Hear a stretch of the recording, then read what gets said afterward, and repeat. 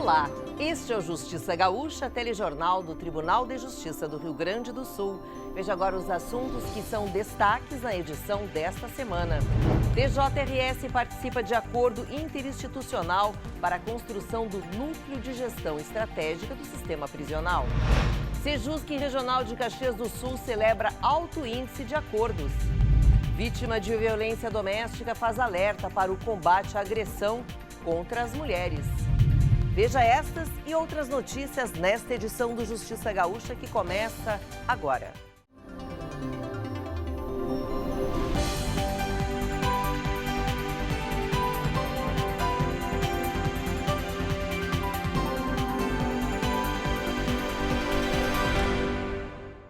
Na última semana, o presidente do TJRS, desembargador Voltaire de Lima Moraes, participou do ato de assinatura do acordo interinstitucional para a construção do Núcleo de Gestão Estratégica do Sistema Prisional.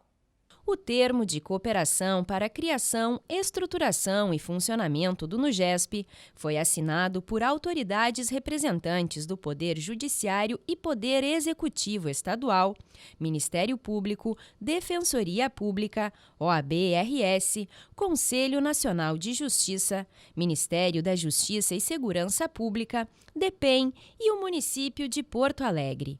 A cerimônia aconteceu na manhã do último dia 22, no local onde serão realizadas as obras. Acima de tudo, reflete uma linha de entendimento entre os poderes e as instituições para receberem aqui os presos, dar o devido tratamento na forma constitucional e legal e, de outro lado, criar condições para que tudo se estabeleça dentro de critérios estabelecidos em termos de harmonia com todos os poderes aqui e as instituições, canalizando para cá pessoas que realmente merecem o devido cuidado para a futura reinserção social. O NUGESP será um grande centro de triagem com 708 vagas para pessoas detidas. O principal objetivo do núcleo é resolver o problema de presos que aguardam em viaturas.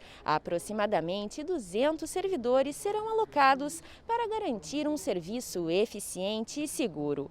O prazo para a conclusão das obras é em março de 2022. Pela falta de vagas no sistema prisional e pela falta de um local adequado de ingresso no sistema, os presos acabavam ficando colocados em viaturas, em celas de delegacia e alguns até amarrados, acorrentados a corrimões, e, enfim, numa situação de indignidade, né? E esse projeto vai trabalhar essa questão de uma forma mais humana. Também serão garantidas vagas destinadas ao público feminino, sendo respeitado o percentual mínimo legal para pessoas com deficiência. O núcleo centralizará todos os procedimentos básicos de identificação, documentação, registro policial, classificação, triagem, audiência de custódia e encaminhamentos compatíveis ao perfil do preso. Todas as pessoas presas na região metropolitana serão apresentadas no NUGESP e ali será analisada a situação individual de cada preso para que ele possa ser encaminhado, devidamente encaminhado, ou para o sistema prisional ou receber uma liberdade provisória. Enfim, vai ser um tratamento diferenciado, evitando que aconteçam essas situações degradantes que estavam acontecendo anteriormente. O que a gente celebra aqui, mais do que a obra física, é poder ter esta obra em condições, né, com o investimento que será feito, uma unidade em condições, mas com um arranjo que foi feito com os diversos órgãos que vão aqui atuar dentro deste processo de recebermos os presos, né, fazer audiência de custódia, termos a atuação conjunta de todo esse sistema jurisdicional, garantindo que a gente não tenha mais presos em viaturas no estado do Rio Grande do Sul, porque vamos ter um local apropriado para fazer todo este procedimento antes de que eles sejam ou liberados, né, diante das circunstâncias em que há a liberação, ou levados a outro outra das nossas unidades prisionais. E isso vai acontecer porque houve um entendimento para a construção coletiva aqui dos poderes e dos órgãos que são envolvidos.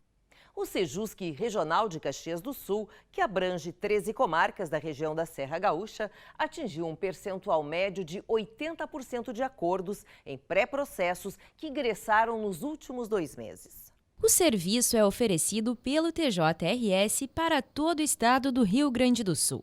E na região da Serra, os resultados obtidos pelo Sejusc têm sido significativos. Se tu pegar 10 processos remetidos ao Sejusc, 10 pré-processos encaminhados ao Sejusc, a gente vai encontrar ali 8 acordos. Então, essa taxa de 80% ela é muito mais significativa no pré-processo, justamente por conta dessa natureza, né, da questão do não aparelhamento das partes, as partes ainda não se mostraram, ainda não mostraram suas armas, ainda não se armaram para o litígio, né? Então acho que daí é que se consegue extrair essa conclusão, né? A equipe do Centro Judiciário de Solução de Conflitos e Cidadania, que atua em Caxias do Sul, atende foros de 13 comarcas: Antônio Prado, Bento Gonçalves, Carlos Barbosa, Canela, Caxias do Sul, Farroupilha, Flores da Cunha, Guaporé, Gramado, Garibaldi, Nova Petrópolis, São Marcos e Veranópolis. O coordenador do Sejusc da região da Serra comemora os resultados obtidos com os trabalhos de conciliação e mediação que durante a pandemia continuaram acontecendo de forma virtual. É um elemento que deve ser levado em consideração pelos advogados, pelas partes, para que vejam das vantagens de se buscar a conciliação no pré-processo, que é mais fácil mesmo se obter uma conciliação, evidentemente, né? Além da fase processual, os trabalhos estão sendo desenvolvidos com processos judiciais. Um dos casos solucionados foi a dissolução de um contrato entre 2 empresas. O vínculo existia há 30 anos e, por e-mail, uma das partes rescindiu o documento que estava vigente até 2030. Também houve o pedido de indenização por danos morais. Os envolvidos realizaram 4 sessões de mediação e finalizaram o acordo com o pagamento de R$1 milhão. Certamente, quando as partes e seus advogados ainda não se aparelharam para o conflito, ou seja, elas ainda não mostraram suas armas, né, para o conflito, parece que é mais fácil mesmo se obter uma conciliação, evidentemente, né? Então nós estamos tratando de pré-processos. Se nós pegarmos dados dos processos judicializados, né, remetidos aos Sejuscs, né, nós vamos encontrar aí uma média de 15 a 20 a 25% de acordos obtidos nesse tipo de situação. O Sejusc atende a população em geral, recebendo demandas processuais e pré-processuais para o tratamento adequado do conflito, realizando uma triagem criteriosa para a aplicação das metodologias mais apropriadas, seja a conciliação, mediação civil, familiar e empresarial ou círculos restaurativos. O objetivo é solucionar as demandas dos cidadãos e apoiar o desenvolvimento de práticas que estimulem a pacificação social, alinhadas aos princípios que fundamentam a inserção das metodologias autocompositivas no Poder Judiciário. Os Centros Judiciários de Solução de Conflitos e Cidadania são unidades do Poder Judiciário, às quais compete a resolução de conflitos consensualmente pela realização de sessões e audiências de conciliação e de mediação. Além disso, os Sejuscs prestam atendimento e orientação aos cidadãos que possuem dúvidas e questões jurídicas. Quem tem interesse em renegociar dívidas ou saber informações sobre como prevenir o superendividamento, pode procurar a Central de Conciliação e Mediação do TJRS pelo e-mail cjconciliação@tj.rs.gov.br. Também está disponível o acesso ao Centro Virtual de Mediação Empresarial, alternativa inédita de resolução de conflitos, aberta a empresários, sociedade empresarial e demais agentes econômicos de qualquer porte, interessados na renegociação de dívidas, questões societárias e outras demandas. Em decorrência da Covid-19, as audiências ainda estão sendo realizadas de forma remota. Para saber mais informações sobre os Sejuscs, acesse o site tjrs.jus.br.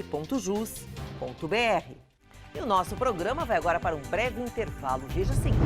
Magistrados gaúchos integram um livro sobre recuperação de empresas e falências. Já voltamos. O precatório é uma ordem de pagamento expedida pelo Judiciário para cobrar dívida de municípios, estados, União, autarquias ou fundações públicas com os cidadãos. Os devedores se enquadram em 2 tipos de regimes de pagamento, o geral e o especial. No geral, se enquadram os devedores que estão em dia com o pagamento dos precatórios, não possuindo débito de ano anterior ao vigente. Para quitar a dívida do ano vigente, estes devedores devem depositar até o dia 31 de dezembro. No regime especial, estão os devedores que possuem dívidas de anos anteriores ao vigente. Os depósitos devem ser feitos mensalmente, conforme o plano de pagamento. O objetivo é amortizar a dívida para quitação até o final do ano de 2024. Caso os devedores não paguem os precatórios em dia, o Tribunal de Justiça faz a cobrança. Acesse a página do TJRS e saiba mais.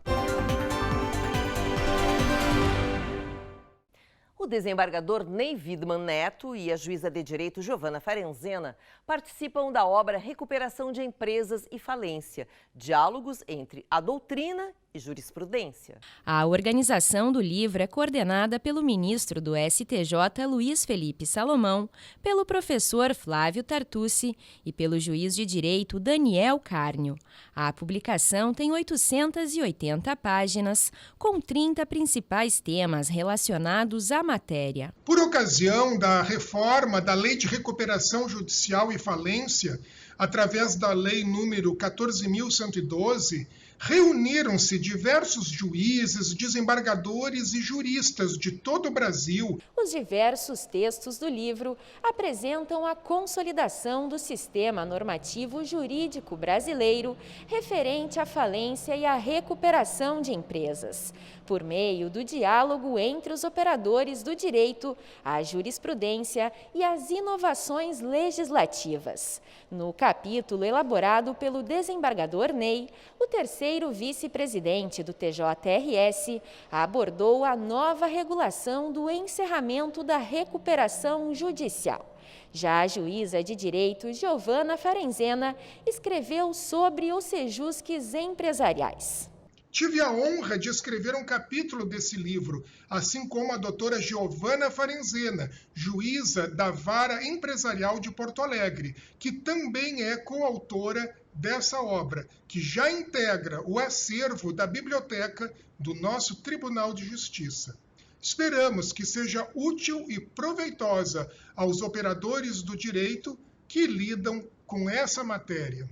Foi concluída na última semana mais uma etapa do concurso de oficial de justiça classe O. Nos dias 15 e 16 de julho, foi realizada a etapa de aferição da veracidade da autodeclaração como pessoa negra. No total, 275 candidatos negros foram convocados. Conforme a presidente da comissão de aferição, juíza de direito Karen Luize Villanova Batista de Souza, a medida garante a efetividade das ações em prol de uma política afirmativa de cotas raciais no judiciário.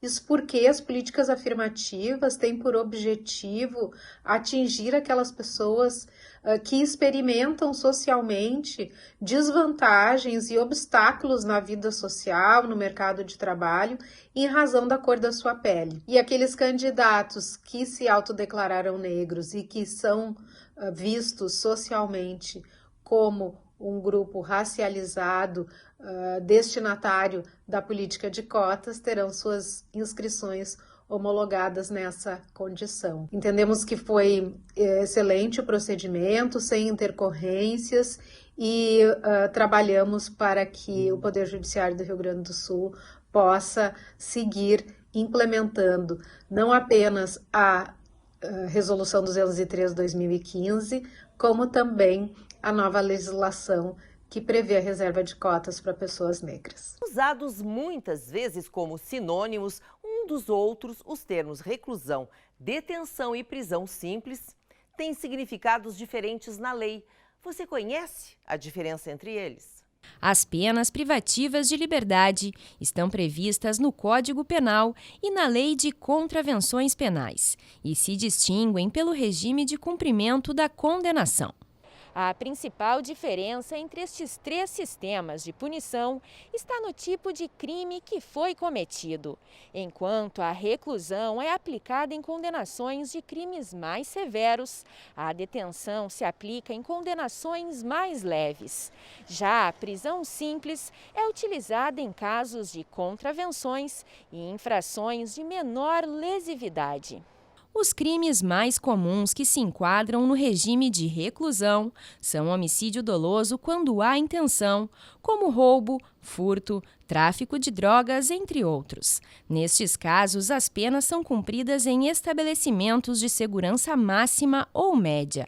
Já a detenção se aplica para homicídio culposo, quando não há intenção, como dano ou lesão corporal culposa, por exemplo.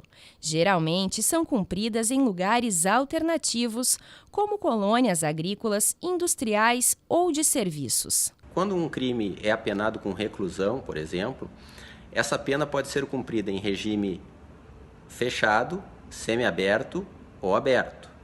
Já quando um delito recebe pena de detenção, nós já sabemos que o cumprimento da reprimenda só poderá ocorrer nos regimes semiaberto ou aberto. A prisão simples é reservada para delitos de baixo potencial ofensivo e pode ser aplicada em casos como ameaças ou prática de jogos de azar.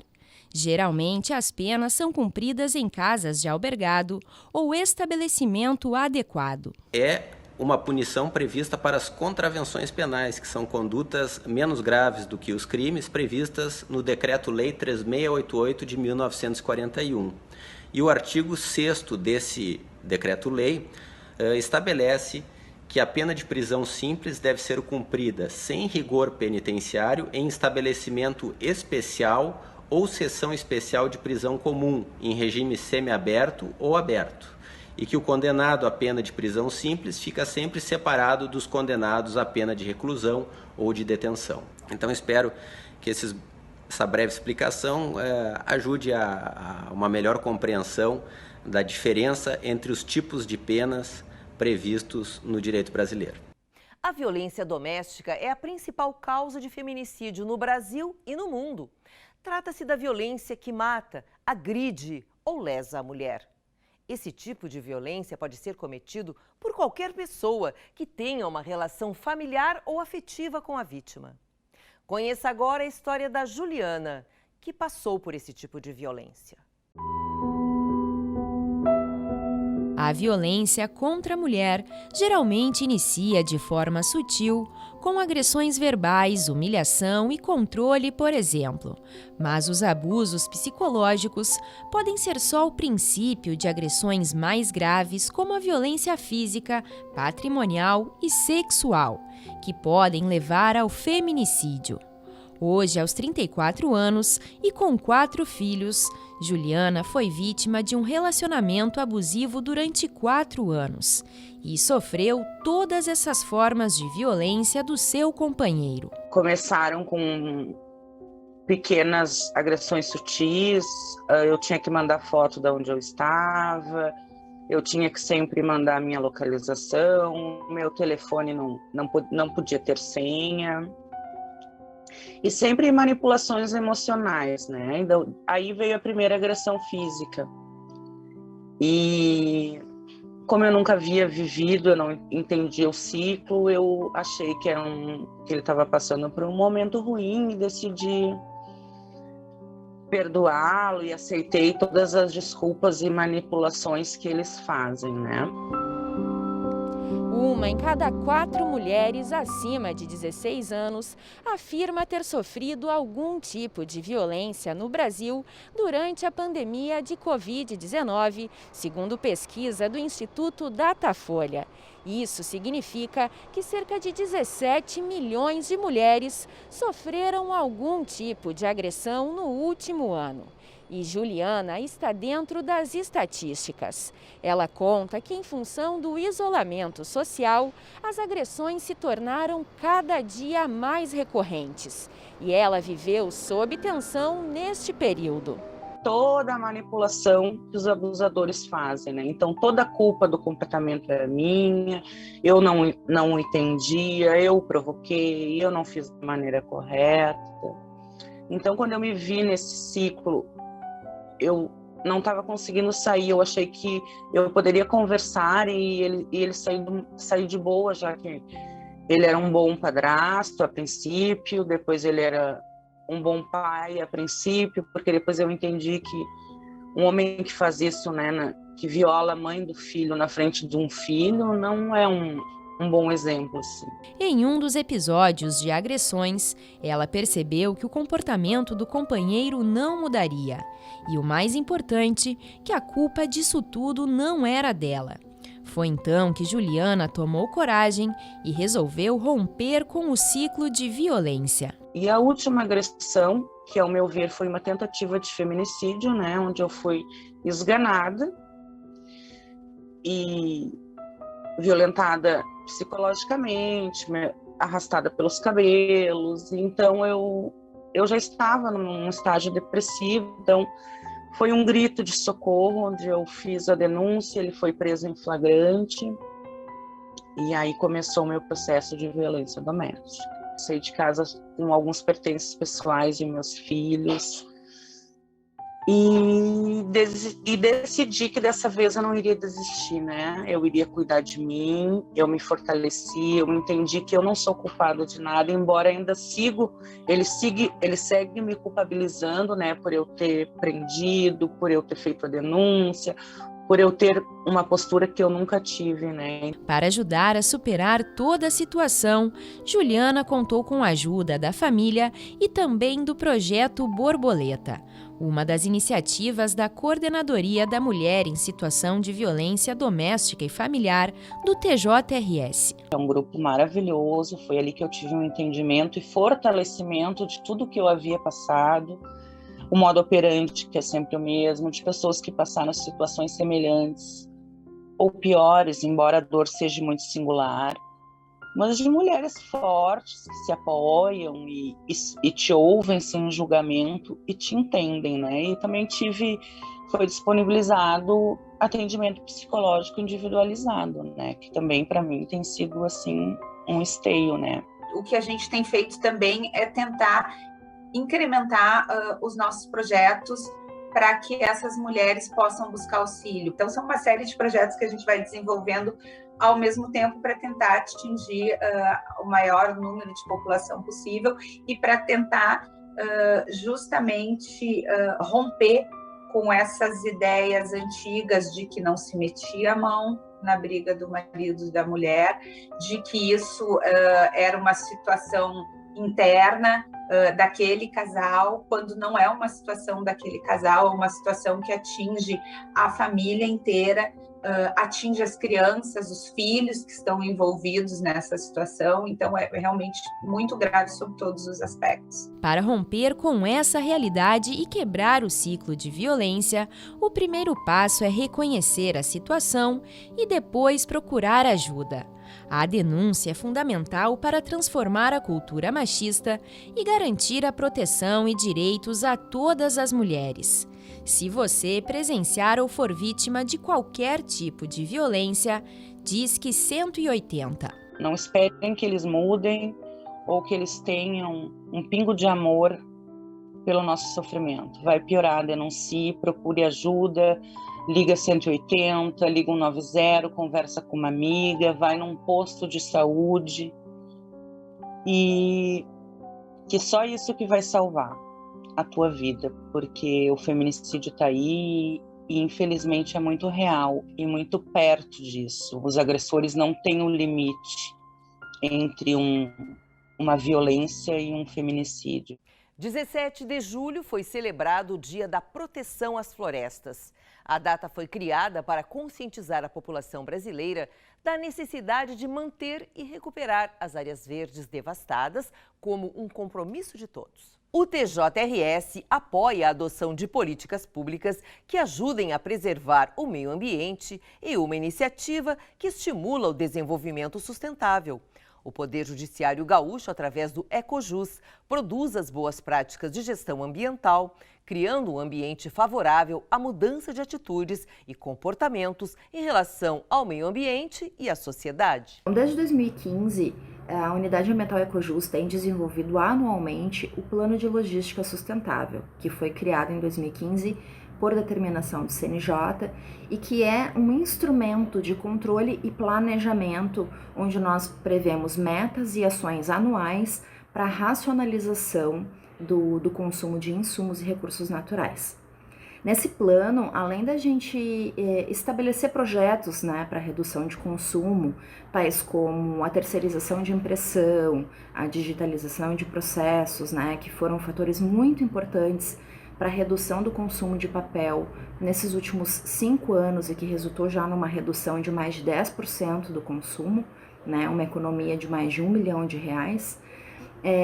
No PLS, nós também trabalhamos com as licitações sustentáveis. Combatendo os desperdícios, favorecendo a promoção humana e tornando a instituição referência de administração pública. Para o Ecojus, proteger as florestas significa conservar a biodiversidade e, consequentemente, a nossa existência e qualidade de vida. O Poder Judiciário tem, sim, trabalhado com afinco para promover a sustentabilidade nas suas aquisições. Com a pandemia, muitos idosos classificados como grupo de risco da Covid-19 tiveram de ficar isolados de seus netos. E com isso, as famílias perceberam ainda mais o quanto é fundamental a parceria dos avós.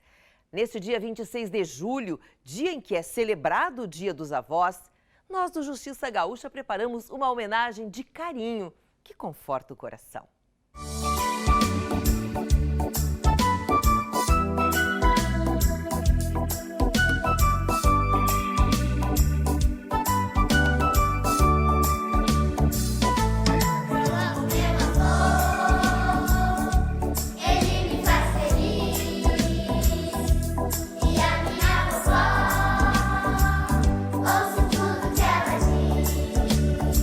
Já que as visitas, os abraços e o cafuné gostoso estão temporariamente fora de nosso alcance, temos que encontrar outras formas de homenageá-los e retribuir todo o carinho que sempre recebemos.